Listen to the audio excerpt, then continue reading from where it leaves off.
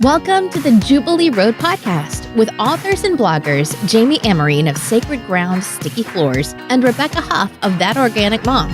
Each week you'll be inspired and encouraged by real talk, real issues, and the grace journey in real life. Grab a cup of coffee or sit as comfortably as you can in the carpool line and listen in for delightful conversation that'll make you think, sort through hopes and hurts, and most importantly, realize you're not alone on this wild, wild ride. Buckle up. Here are Jami and Rebecca. Hi, I'm Jami Amerine. And I'm Rebecca Huff. And this is Jubilee Road, Season 3, Episode 10. And today we are talking about All or Nothing, a one-way street. And Rebecca has just apparently tons of stuff to say about this because I'm still reading a lot to say. That life application got long. Yeah, I said. Our road sign for today is recognize when you are on all or nothing street by learning to recognize and then paying attention to the signs. And our verse for today is Philippians 4:13, which I love. I can do all things through Christ who strengthens me.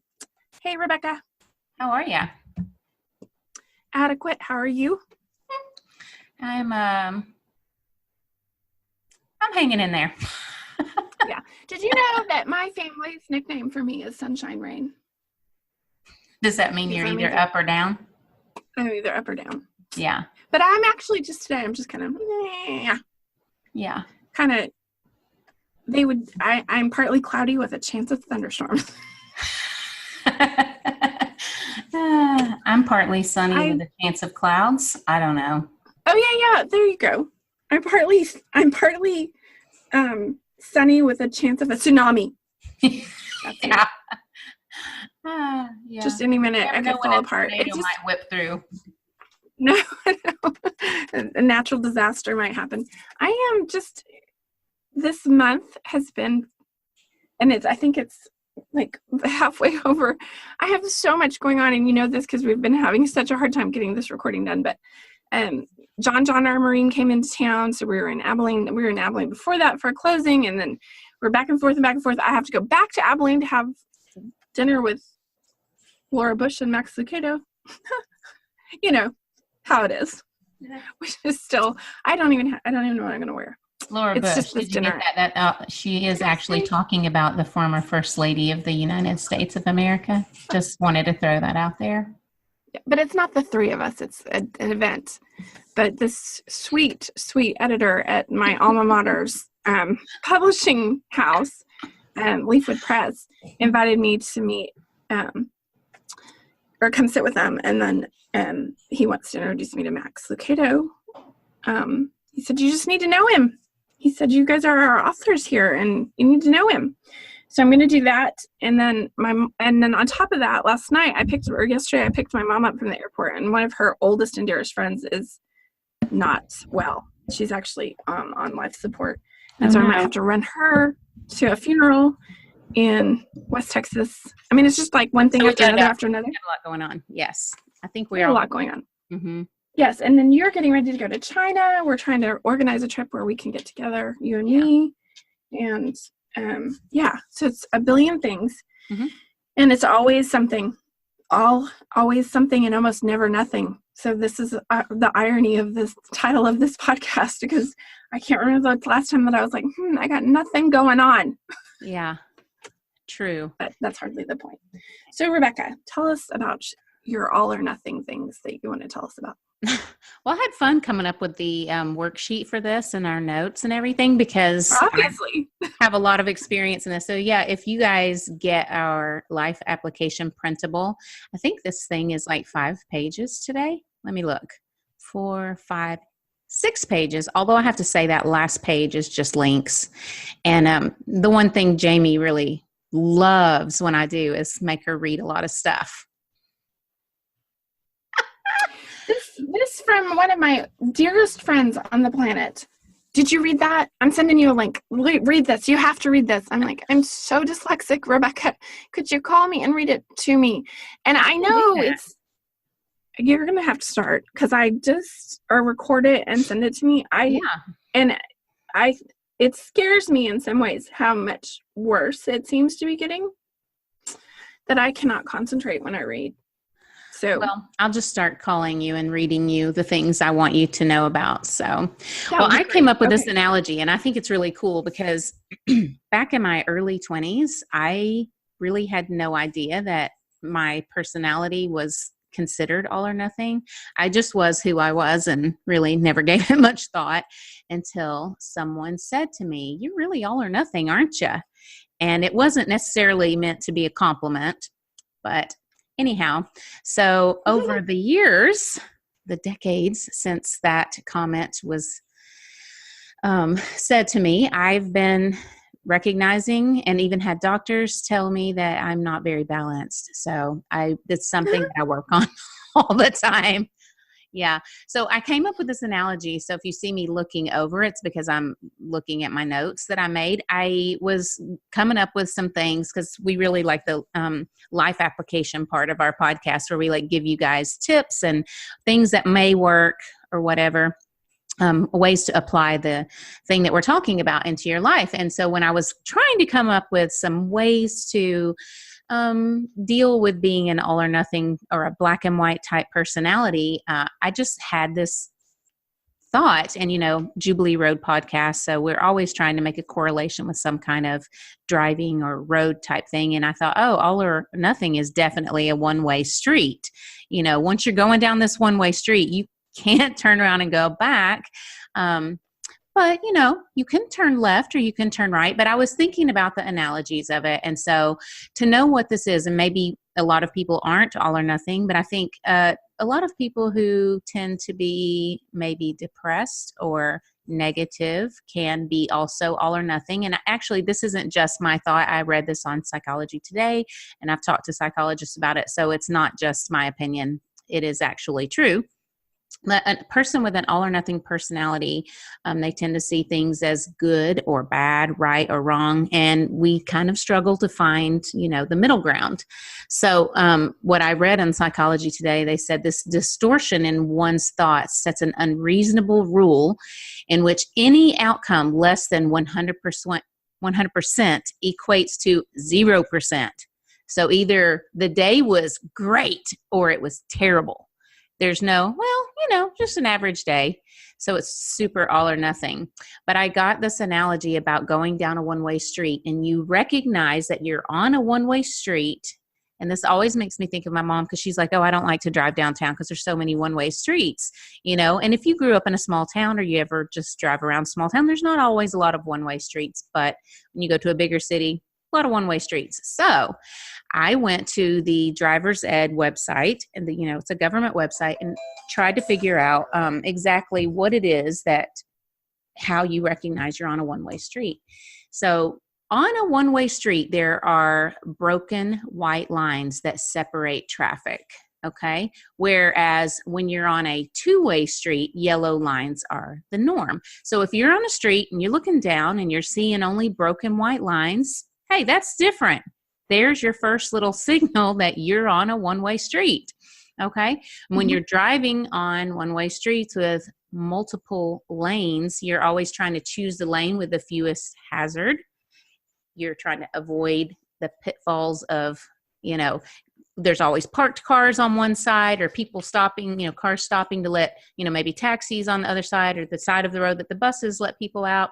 So maybe staying in the middle lane, it usually has the best flow. Are you getting the parallel there? The middle lane, staying balanced. Mm-hmm. So another tip when you're in that one-way street, when you're all or nothing, is to follow the speed limit and maintain a speed that's consistent with the traffic flow. Don't rush ahead, don't fall behind, stay steady for the best results. And then another thing that I thought was a really neat analogy was that when you're on a one-way street and you encounter an oncoming vehicle, i.e. someone who has a different opinion from you, don't panic, don't go head to head with this person, try to slow down, maybe get out of the way, get their attention. There's ways when you actually are driving to get a person's attention if they're heading down the one-way street towards you. Maybe you're going the wrong way. Maybe they're going the wrong way. Either way, two people heading at each other head to head is not necessarily a good thing. So you want to pull over and let it pass. So just get out of the way and wait. So anyways, I just think in the instance where you're driving, one-way streets do not necessarily have to be a bad thing, because anytime you're on a one-way street, you're eventually going to come to a point where you can either turn left or you can turn right. But you have to recognize that that's a choice. And we've talked a lot about perception of choice, right? What is that? Mm-hmm. What do you think about that? Well, I mean, perception of choice. Personally, perception of choice is really and truly, I believe you can do what you set your mind to. And if you believe you're going to fail, you're going to fail.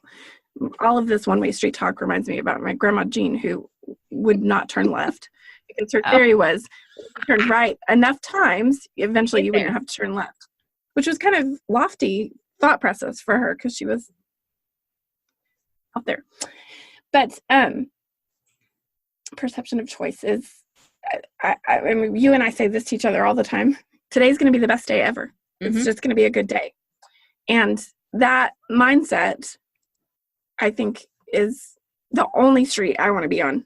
I told you this morning, I texted you and I was like, all is lost. It's all over. I'm done. But then guess what? I get the scripture and I open my devotional, and then the scripture and the devotional both go with that. And I'm just like, I choose to believe in good and a good God. That's my choice. That's my street. I very easily, if I get out of that and if I'm not in the right support system, I can easily go the other way, and I can go fast. Again, sunshine, rain. And it's easy to do. It's easy. I just got a text right before we started talking from my daughter, who is very wounded. She's very sick right now, and she deals with chronic illness. She has celiac disease and PCOS, and she's sick all the time, and it's very frustrating.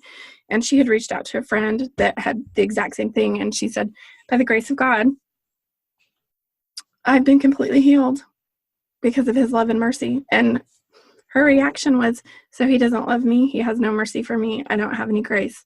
And this made me cry, but I can't talk her off that ledge right now. But she has to choose, and she has to do it for herself. She has to choose to believe. She has to choose to believe that she can be healed, or she can function in this life with these hurdles. She has to choose joy and happiness. She has to choose to believe. I can't do it for her, which is very hard because I want to do it for her. But it's easy to get sucked down and drowned out by the world and other people's situations and those things, and go the wrong way on this street and get completely lost in this mess and be defeated by it. Yeah. Believing that you cannot turn left ever, and that it's all these right turns, and that it has to be, I think this is my biggest thing with all or nothing, that it always, every single time, is going to look exactly the same way, and that if it doesn't, something's wrong. And I mean, that always goes back to grace for me, always. And I was an all or nothing person, legalistically, religiously, politically, for so long, and I never thought I would have changed my mind about a million different things until grace. And then he opened my eyes to this thing that was the one-way street is love, peace, joy, happiness, goodness, dwelling on peace, joy, love, and happiness, and getting to know people one-on-one and situations one-on-one. And oh gosh, I could go off on diets, but I mean, even, no, I'll name names. Who cares? the trim healthy mama, or keto, or Weight Watchers, and you get this solution that worked for you, and then that's the hill you're going to die on, come hell or high water. Yeah. This is it. This is the only way. And people ask you how you did it, and that's the only way. There's no other answer. It doesn't matter if it works for you or not. This is the only way. And we get so caught up in that we have these blinders and have no flexibility, no compassion, no understanding, and we're not even cognizant of what we're saying. And even like with Maggie's friend just now, I was thinking, she didn't mean anything. Right. But she was giving praise. But we talked about this in my Hurt Butt series, saying stuff with without looking to your left or your right before you say it. I think is that all in mentality where you have no flexibility. Religion, at most, this, you should be healed, you should be well, you should, which I do have to point out. We've had so many people listen and love the interview with Dr. J, but when I was listening to it, when you sent it over to me, and she kept saying, you're getting shitting on, I was like, wait, what'd she say? Stop shitting on people. So I was shitting on people. That it is that the all-in thing of shitting people. You should be doing this. And if you did this, you would be fine. On me. Stop shitting on me. Yeah. Well, I have to say, I think it can be and I think a lot of us don't realize until maybe someone points it out, like in my experience, that we're all or nothing. But if you're not even sure that you're all or nothing, and this might, you may think this doesn't apply to me. Well, ask yourself if you've ever had a bad day. It starts out as just, one or two little things, something's partially damaged. No, it's not partially damaged. It's completely ruined. You've ruined everything. Everything's over. This is literally the worst day ever. It's not just kind of bad. It's literally the worst day ever. Or, these two people at my work are kind of hard to deal with. No, it's everyone. People aren't just, that person wasn't just in a hurry in traffic and cut me off. Everyone is a stupid driver. That's very all or nothing. And I included it. Hopefully you guys will get the life application printable, because it's a lot more detailed. And, if you read, some of the stuff, I think it'll be better. But some of the words, I looked up synonyms for all or nothing, and they were inflexible, adamant, firm, unbending, unyielding, hardline, uncompromising. And then also in there's some words that you might catch yourself saying, like always, never, totally, completely, everything, ruined, everyone, anymore, perfect. So a lot of these words, if you find yourself saying, and I go into more detail in there, and I don't know how much you want to talk about that, but the life application printable, I feel like there's a lot more information than what's going to end up in this podcast. It's just a big topic. Oh yeah, because we there's so much to say about it. This pops into my mind as we're talking about Brene Brown's book, Into the Wilderness. Excellent book, which of course we'll link. I've listened to it 3 times. I sometimes just listen to parts of it because it's so excellent. But she talks about this, which I think is very applicable to all or nothing. And she talks about, I hate Republicans, or I hate Democrats. And then she says, but then the Democrat at your office shows up when you're at the hospital and brings snack bags for your kids because your husband's had a heart attack, and does all these amazing, generous, kind, wonderful things. And all of a sudden, wait a minute, do I hate all Democrats? And then her other example is, and I hate all Republicans. And then all of a sudden, and I think she gives this example of a woman's husband dies, and this Republican that she'd have nothing to do with comes over, cleans her house, fills her fridge with casseroles, and takes her kids to school forever, like from then on. And so it's that idea of all of these people have the same feelings, and so all of these people are awful, which is one of the reasons I just don't watch the news, because it's so polarized in that disgust for one person's beliefs or system of thinking or politics, and instead of stepping in and getting to know someone, which I think is so wholeheartedly true of Jesus. And when we get into our religiosities and we're taught this is exactly how he is, and he doesn't bend on this, and he doesn't love so-and-so, and he hates this, and he hates this, and he gets sickened by this, and this makes him vomit. And then you step in and get to know him. And I mean, the thing that he's shown me as my ministry blossomed is people that I utterly disagree with on certain things and still can entirely respect and love, because they're not the sum of all of that. There's more to them. You can disagree with something or someone, just like you can have a little bit of a bad day and still have some good things happen. It's such a judgmental place to live for ourselves, how we view ourselves, how we choose to eat, how we choose to dress, how we function in society. just like with him, believing that he is limited by this instead of he's all of it. He's all of the things. Mm-hmm. And maybe that's rambling, but it gets my blood I know boiling what you're saying. And something that you said there was it resonated with something that I have been coming up with. And this is something that I practice myself because, like I've said, I'm kind of all or nothing, an all or nothing personality. But so through some experiences, some situations that's been going on in my life over the last month or so, when I do see Dr. J, I'm just like, she said, oh, I can just see it written all over your face. I'm a bad mother. She says, all of this one thing that happened in your life doesn't negate all of the good things that you've done as a mother. It doesn't change your personality. It doesn't change who you are or your identity as a mom. Mistakes happen, things happen, we make bad choices sometimes. That doesn't make us a bad person. And so I had written out these questions, and this is also on the printable, and you can go through these, whatever's applicable to you, and it may be everything because you may be like me and be dealing with all this, but could some parts of my day be kind of stinky and other parts still be good?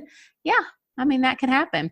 Can I love my spouse and still get angry with him sometimes? Definitely. Mm-hmm.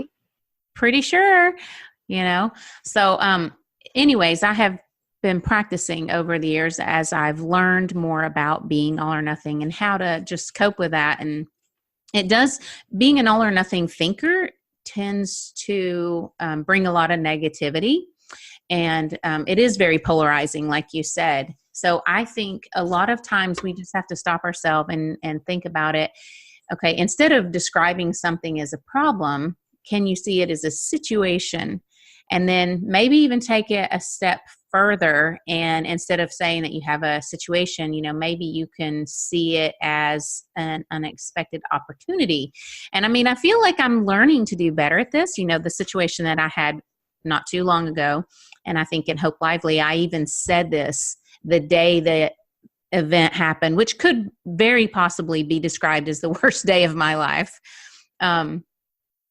Definitely was something I think a lot of people haven't experienced.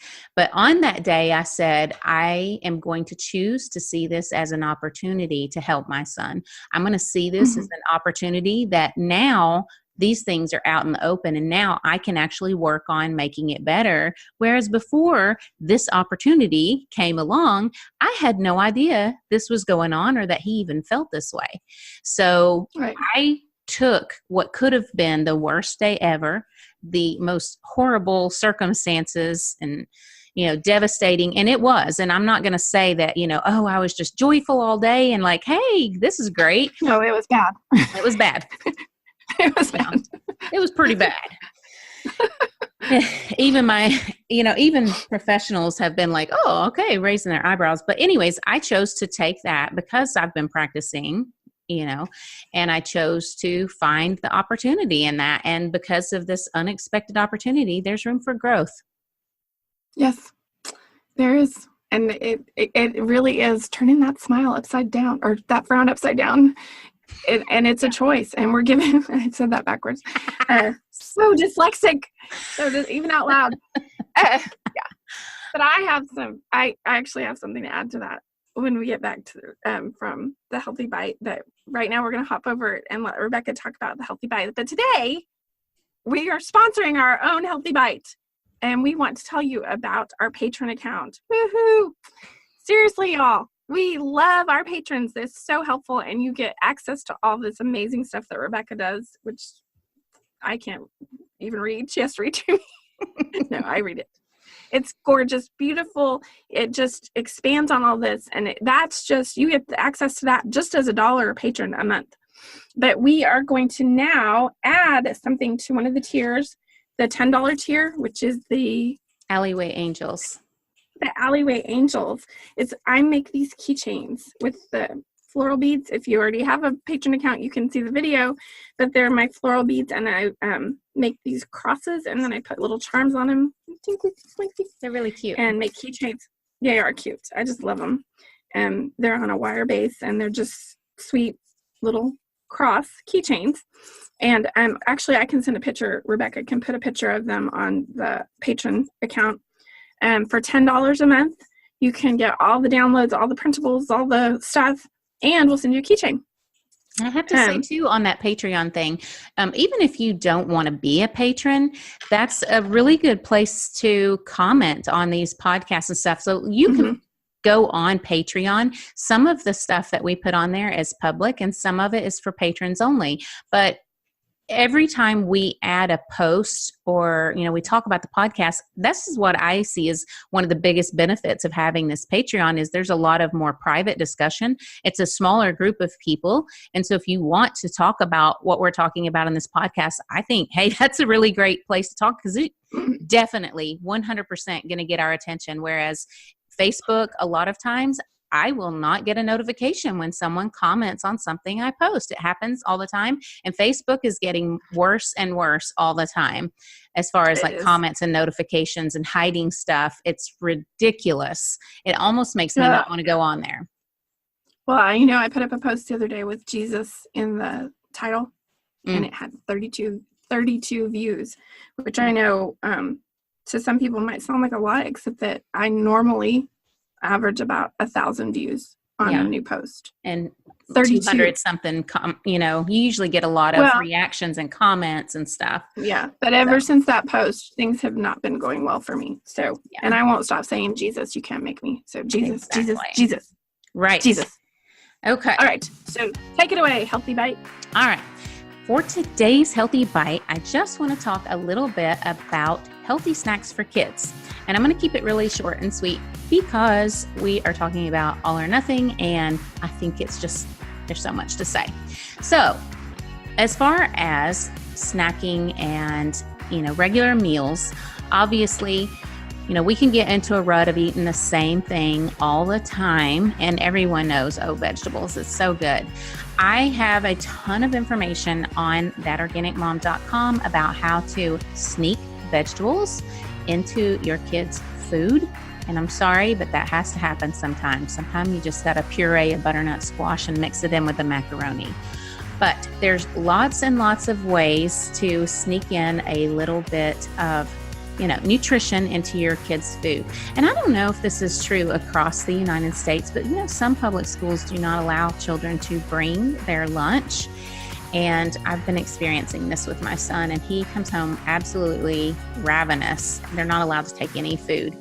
And so after school, we sometimes leave straight from school and go straight to Taekwondo. And so I'm always looking for great snacks to just throw like in a gym bag or something that isn't going to go bad. I'm obviously not going to take cheese, but I prefer fruits and vegetables. But the problem with taking fruits a lot of times is that, if you take an apple and you throw it in there, it can get bruised and same thing with a banana, it can get squished or whatever. But I found a snack that I really like for people who are like on the go and sporty. So I'm going to show you that. But I just want to say that as far as like getting kids to eat healthier, I have so many things. There's several Healthy Bite actual podcast episodes that I will share the link to those.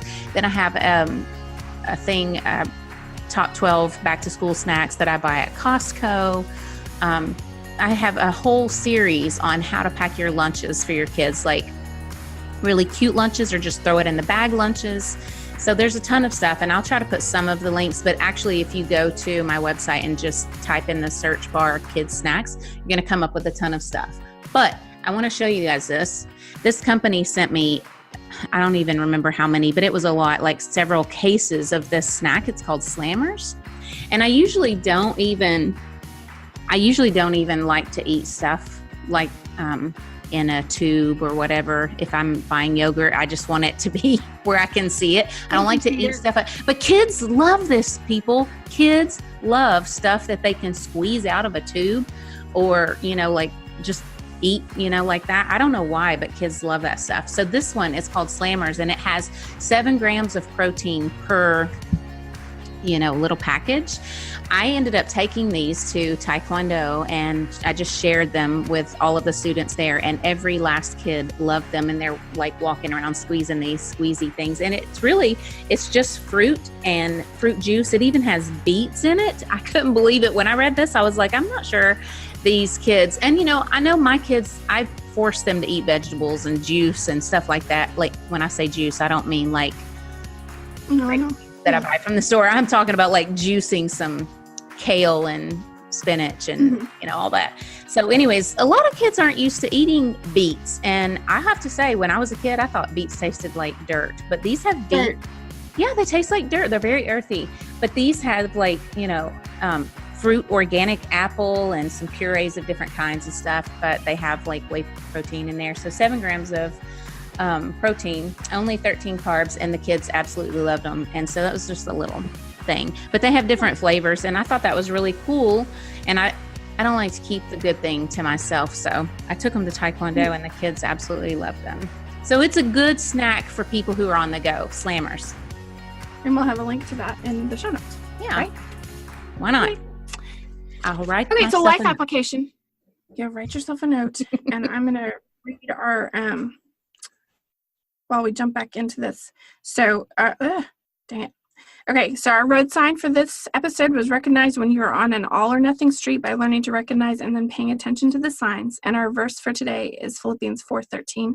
I can do all things through Christ who strengthens me. I want to say that my life application, I think I have it. Y'all know in my book, my latest book, Sacred Ground, Sticky Floors, that my son Luke wrote the afterword. And I get lots of feedback about this from people. But I wanted to, real quick, there's one thing in here that he says.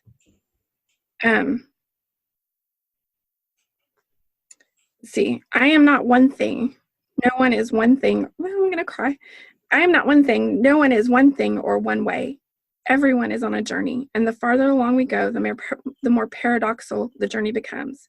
To say that a man is one way is to say that he isn't another. We are what we think we are, not what others label us. And that leads me to this that happened with Luke this weekend.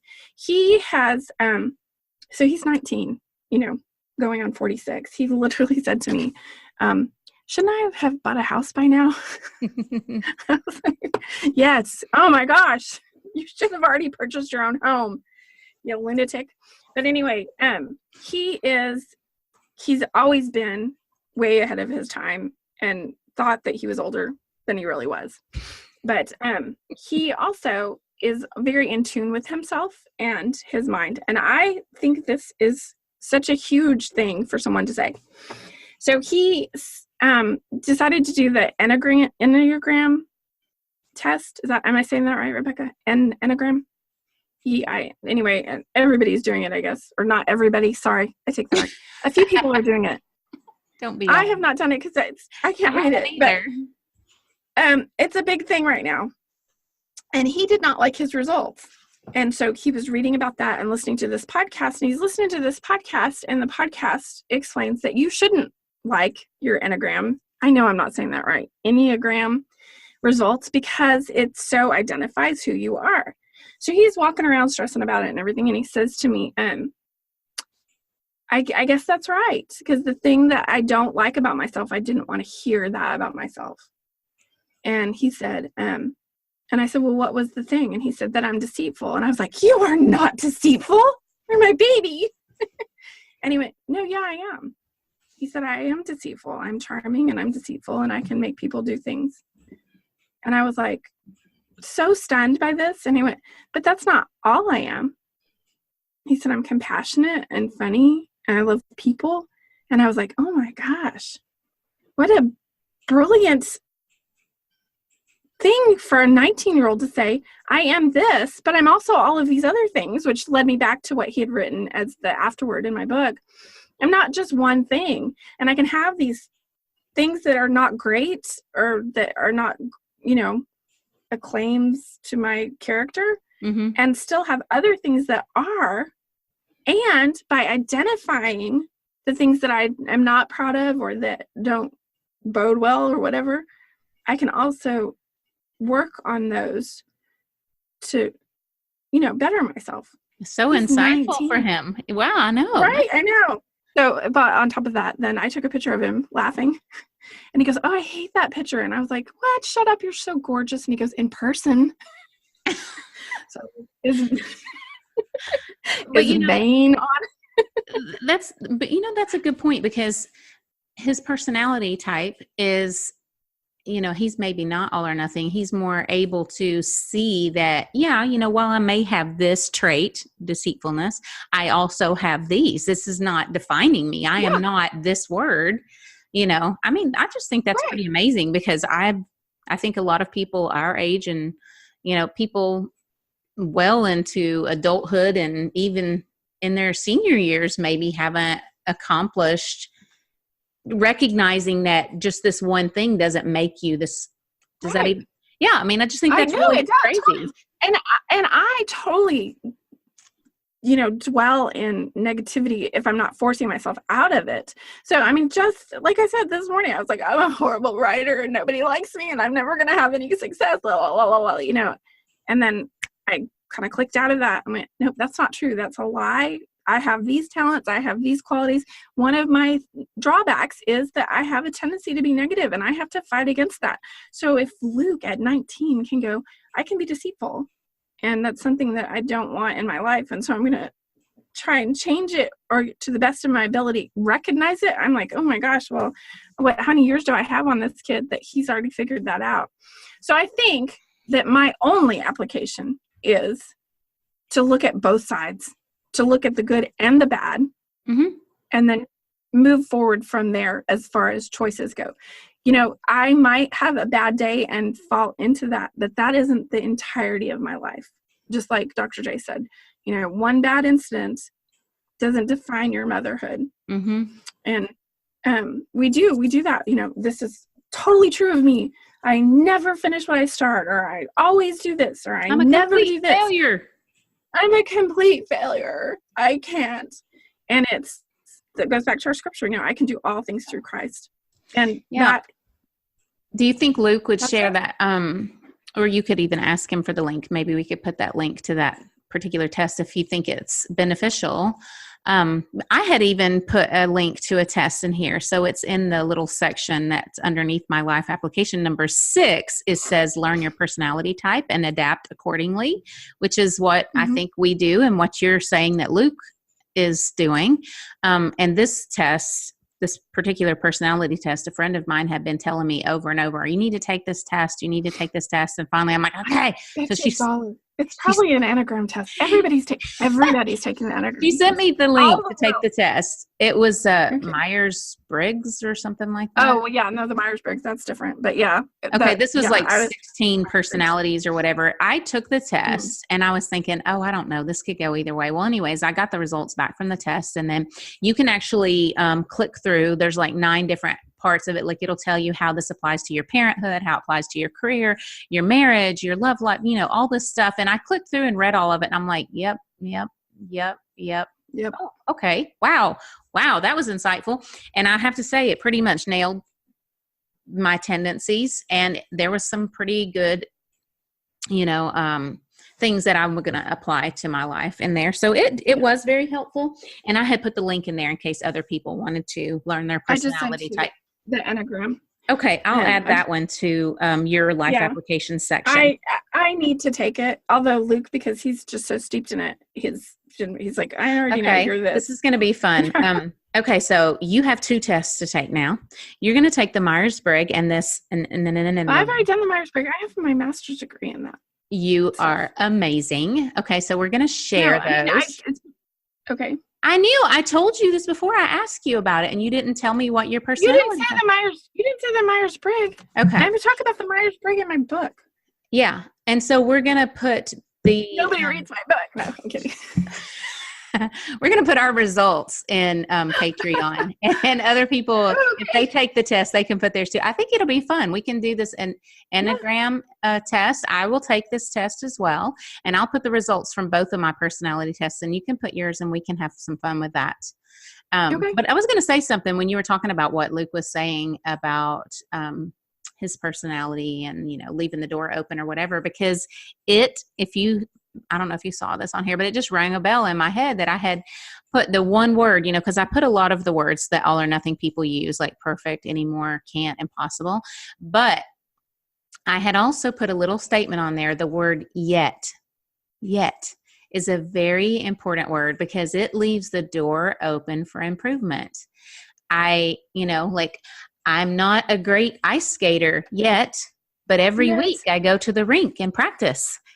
I can't speak Mandarin Chinese fluently yet, but I practice every day, and every year I improve. I can say I'm at about an elementary level now. So yet is super important. So I've been studying Chinese for, all these years, probably 7 or 8 years, and I still don't speak it fluently. I mean, obviously I'm not going to get this. I'm never going to get it. No. Not yet. I'm not a fluent speaker yet, but I can carry on some conversations. I can order something at a restaurant. It just leaves the door open for improvement. So I feel like yet is a really important word for us who are, love that. We who are, us who are, whatever. All of us, all or nothing peeps. Yes. Yet. I actually have that. Oh my gosh, we could go on for days. We should probably do another podcast, and I just popped into my head about what we need to talk about when it comes to this. But that, pull yourself up by the bootstraps mentality, super popular right now in some book circles that I'm not in yet. But I actually don't want to be in those particular book circles because I believe that the root, the bulk of change, of being different and being exactly who you're created to be is in Christ alone. So wait, don't stop. I have to tell you I'm this. not going to stop. Don't stop. I have to tell you this about going to church. I went to church, to a new church. Tell us about going to church. Oh my goodness, it was amazing. Okay, so I can't give you all the background because it would take forever, but I went to church, and, we've talked about this a little bit. Some people in my family or someone in my family is having some doubts. And so we were at church, because we moved, I didn't have a regular church, and because of other reasons. No, you're fine. Go ahead. But anyway, so in this sermon, he talked about the 8 identifiers of the wedding tradition back in Jesus's day. And all of this was kind of leading up to, he was talking about in John chapter 14, they're at they're in the upper room and they're talking. Jesus is telling the disciples he's getting ready to go, and then where he goes that they can follow. And, they're confused, and they're saying well, if we don't know where you're going, how are we going to get there? Do we turn left? Do we turn right? Is it a one-way street? So he's talking about this, and he's telling how they were well, we don't know how to get there. So how do we? And Jesus is basically just telling them, well, look, how to get yourself a heavenly home should pretty much be settled. That's what I've been doing here on the earth. Hello. So he goes on, and the whole sermon was about, the title of it was All Roads Lead To, and how people say that all roads lead to heaven. And, it could be your conscience leading you to heaven, or it could be this, or it could be that. There's not just one way to get to heaven. There's so many ways.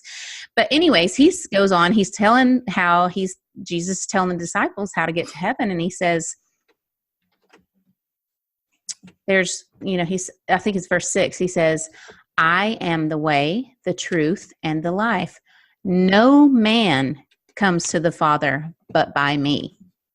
And the preacher even said, no means the same thing today. It meant the same thing in Jesus's day as it means now. No means no. When Jesus says, I am the way, and no man comes to the Father but through me. That's the only way. Anyways, those of you who know my personal life story know why that was so significant for me and my kids being there. But on another note, in relation to this podcast, I thought, well, if there is ever a reason, if there's ever one time in life that we should actually be all or nothing, what would that time be? And I'm thinking we need to be all or nothing about Jesus, don't you? I do. He's the way, just the like truth, it. and the life. I really do. I think he's just fantastic. He Shout is. out to Jesus. Shout out to Jesus. He's my friend. He's my friend. And Yeah. he's actually getting to know Jesus opens the doors to all the other things. Thinking that you know him and how, the stagnant rote, this way, it's this way or the highway, forget it. And that's what I believed about him. I believed he was without compassion and he was nasty, which it's easy to do that if you're listening to a hellfire and brimstone message your entire life. But once you step in and know him, he loves so greatly. And that just spills over into you. So it's not like when I took on that persona with him, I was just nasty, judgmental, one way all the time. And now I go into these situations where I get to be around people that before I may have disagreed with or something. And he shows me things about them and what he sees in them. And it's nothing but delightful. Right. To me. And that's kind of neat because I think the thing that we focus on is the thing that obviously this sounds silly for me to say, the thing that we focus on is the thing that we see the most. But when you're constantly focused on something good about someone, then they become that good thing, or when you're constantly focused on all of the negative things about that person, then that's pretty much all you see.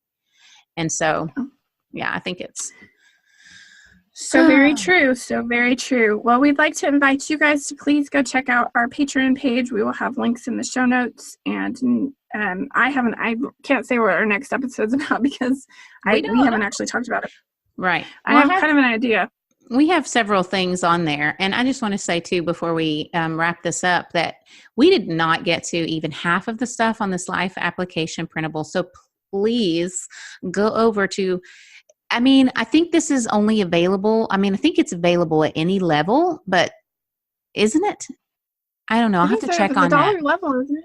I'm pretty sure it's available at all levels. Yeah, because I feel like this is just really goes so good. It goes hand in hand, but I have some things on there that I think really are helpful. And I'm just going to tell you, number one is to make calmness a goal rather than happiness and, separating self-worth from performance. There's just so many good tips on there. I hate for you guys to miss out on it. So go over to Patreon and check it out. There's a lot more we could say. And before we sign off, again, our road sign for this week was recognize when you're on the all or nothing street by learning to recognize and then paying attention to the signs. And our verse today was Philippians 4:13. I can do all things through Christ who strengthens me. And we will be back next week. We have 2 episodes left in this season 3, and then season 4. We are hoping to actually record together in the same room as we are shopping plane tickets right now, and it is going to be big. Yeah. Well, that was actually our first goal on Patreon, but we're just going to skip right ahead and just do it ourselves. Yeah. Yeah. So the dollar at a time isn't working, but it is helping. And so we want to thank you, those of you who have decided to support the Patreon. It takes about $36 an episode to get this produced and out there. And so it helps us when every little dollar counts. Mm-hmm. So that being said, Rebecca, we didn't pray. Jamie, pray. No, it's your turn. It's my turn to pray? Okay. Yes. Okay. I love being put on the spot, but I'll pray. Okay. Jesus, here we are again. We're getting together and hoping that we can spread the word about grace and about your love and how you're such a wonderful friend to us and how you help us so much in our lives. And we just pray and ask, Lord, that you just help this podcast to reach other people so that we can tell more people about you. And Lord, I just pray for every single person that's listening to this podcast right now.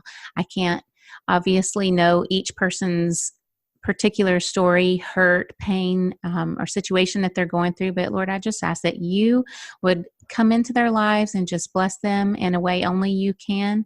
And Lord, I just pray that you give them peace in whatever their situation might be.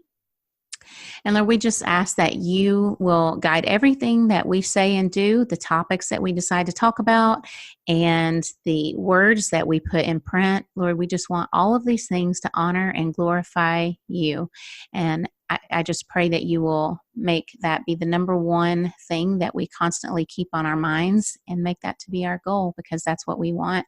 And we just want our wishes and our goals to line up with your will and the things that you want to accomplish and that you want to accomplish through us. We just pray all of these things in Jesus' name. Amen. Amen. All right, friends. With that, we're signing off, and we will see you back here next week. Until then, Jesus be all over you. Talk for now. Thanks for joining Jami and Rebecca for this episode of Jubilee Road Podcast. If you loved this podcast, please take a moment to rate and review it on iTunes so more women like you can find freedom in the grace journey. And join the girls here next week for another episode.